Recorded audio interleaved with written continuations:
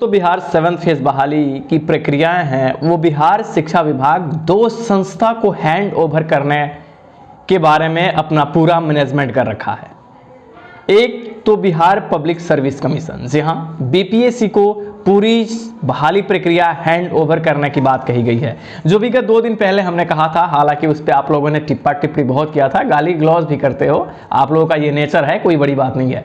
दूसरा हमने कहा था कि या तो वो बीपीएससी को ये पूरा हैंड ओवर करेगी, वरना BSSC Bihar staff selection commission को शिक्षक बहाली प्रक्रिया की जिम्मेदारी है वो सौंप दी जाएगी। इन दोनों संस्थाओं को आपकी पूरी प्रक्रिया ऑनलाइन सेंट्रलाइज और आपके सिलेक्शंस का जो आखिरी आउटकम है वो इन्हीं दोनों संस्थाओं में से किसी और के द्वारा कराए जाने का मैनेजमेंट किया जा रहा है। लेकिन शिक्षा विभाग की एक बैठक हुई जिसमें इस बात को रखा गया कि अगर बीएसएससी और बीपीएससी इन संस्थाओं को अगर ये प्रक्रियाएं नहीं सौंपी जाती है तो क्या होगा। हालांकि ये चीजें आप आज के अखबार में देख सकते हैं। तो दरअसल शिक्षा विभाग ने एक इसके लिए अल्टरनेट रास्ता निकाला है कि अगर हम BPSC Bihar public service commission या बीएसएससी को हैंड ओवर नहीं करते हैं तो शिक्षा विभाग संपूर्ण मेरिट लिस्ट तैयार करेगी। जी हाँ, इसके लिए वो एक कमेटी गठित करेगी और उसके अंडर में ये पूरा मेरिट लिस्ट बनेगा और एट लिस्ट नियोजन इकाई में आपको सिर्फ नियुक्ति पत्र या नियोजन पत्र कहिए सिर्फ लेने होंगे।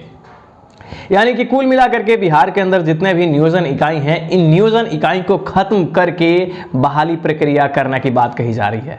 तो जितने भी अभ्यर्थी इस बात को लेकर के चिंतित थे, सरकार नियमावली क्यों नहीं रिलीज की, नियमावली इसी वीक सरकार रिलीज करेगी कि नहीं करेगी, अगले कैबिनेट की बैठक में नियमावली आएगी कि नहीं, इससे ज्यादा मायने यह है कि सरकार ने जो तरीका अपनाया है, इससे फर्जीवाड़ा सिस्टम जो चल रहा था वो काफी हद तक इस पे अंकुश लगेगा। तो ये अच्छा संकेत है। हालांकि बहाली प्रक्रिया को लेकर के सरकार अभी भी ज्यादा डिले करने के फिराक में तो नहीं है। बहाली को सरकार अपने टाइम फ्रेम वर्क में करने के लिए ही आगे बढ़ रही है। अब किनके द्वारा क्या कहा जा रहा है, कौन सचिवालय जा रहे हैं, कौन कहां जा रहे हैं, ये डजंट मैटर। आप इतना समझो कि बहाली के लिए सरकार एक्टिव है और बहाली करेगी ही करेगी। सरकार के पास कोई रास्ता नहीं है। विगत के दिनों में स्कूलों में जो अपग्रेडेड स्कूल बनाए गए हैं उनमें शिक्षकों के नहीं होने की वजह से विपक्ष जो तमाम दावे कर रहे हैं और जो अभी नई सरकार पे क्लेम कर रहे हैं, इससे बचने के लिए ये सरकार के पास बहाली के सिवा कोई रास्ता नहीं बचता है। इसलिए आप जितने भी अभ्यर्थी हैं इतना जान लीजिए कि 7th फेज की बहाली प्रक्रिया तुरंत शुरू होगी।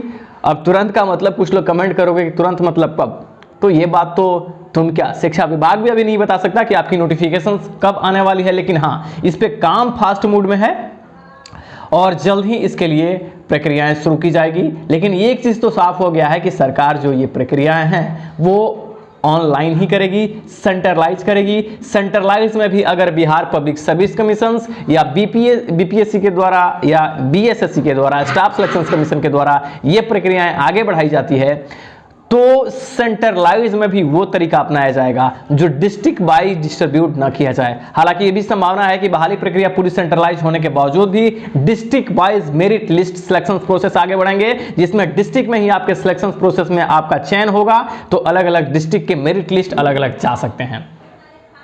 लेकिन आप संयम बना करके रखिए, अभी ज्यादा चिंतित होने की जरूरत नहीं है। सरकार बहाली प्रक्रिया को लेकर के फास्ट मूड में है, लेकिन आप अपने तरीके से अपना काम करते रहिए।